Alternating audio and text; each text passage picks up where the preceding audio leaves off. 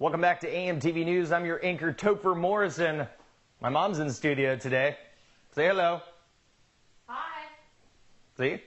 Give me some coffee!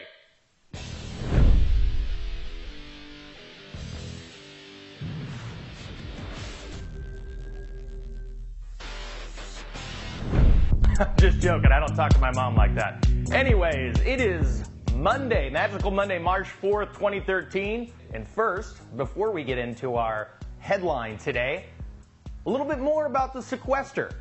The sequester storm is evidently threatening Washington, D.C. Let the sequester begin, writes John Schoen of NBC. The nation's capital and nearby Virginia and Maryland will likely feel the worst impact. Reason being, they pipe in on a daily basis armies of bureaucrats, regulators, clerks, and lobbyists necessary to keep the perpetual debt machine running. But Wonderland, USA, also known as the counties surrounding our beloved national capital, might be due for a little austerity. After all, they were largely spared from the fallout of the 2008 financial crisis. From a brief look at the last few years, you might even call them recession-proof. Why?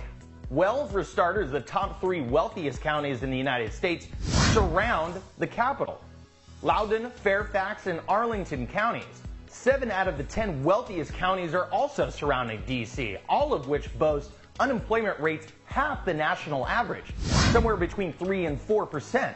The largest employer by industry was government, for example. Texas might have oil, California might be the Saudi Arabia of food, but in Wonderland, USA, government is big business. The sequester, as we've discussed before, is not a cut in the real sense of the meaning. It is merely reducing the rate of growth on Capitol Hill. And with the second largest employer in the world being the Department of Defense, it's about time that they had their budget slashed for once, don't you think? Palestinians to the back of the bus. Not really. They are getting their own buses as Israel looks to implement an old favorite, separate but equal. Only this time they have an ironclad excuse to fend off accusations of racial segregation after years of suicide bus bombings. It's called national security. That's a new one. The Israeli Transportation Ministry has set up a new bus system, allegedly because of the continued security threats and regular fights between Israelis and Palestinians. But the ministry assures those concerned that the new system is designed to improve the service for nearly 30,000 Palestinians entering Israel for work every day. You say tomato, I say apartheid. You say potato, I say Jim Crow. You say stand with Israel. I ask again, why?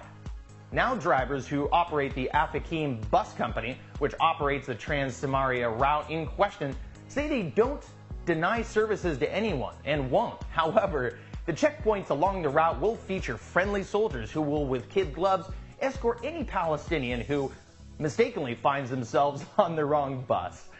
After reliving the Holocaust for decades via Hollywood and having just ended Black History Month here in the United States, if anyone has questions whether or not history repeats itself, look no further. Capturing every corner of the alternative media, watch AMTV News Monday through Friday. Follow me on Twitter at AMTV News and like us on Facebook at Greenwave TV. Find my source links and more videos like these at amtvmedia.com and greenwave.com. Part of the AMTV network. The voice of independence.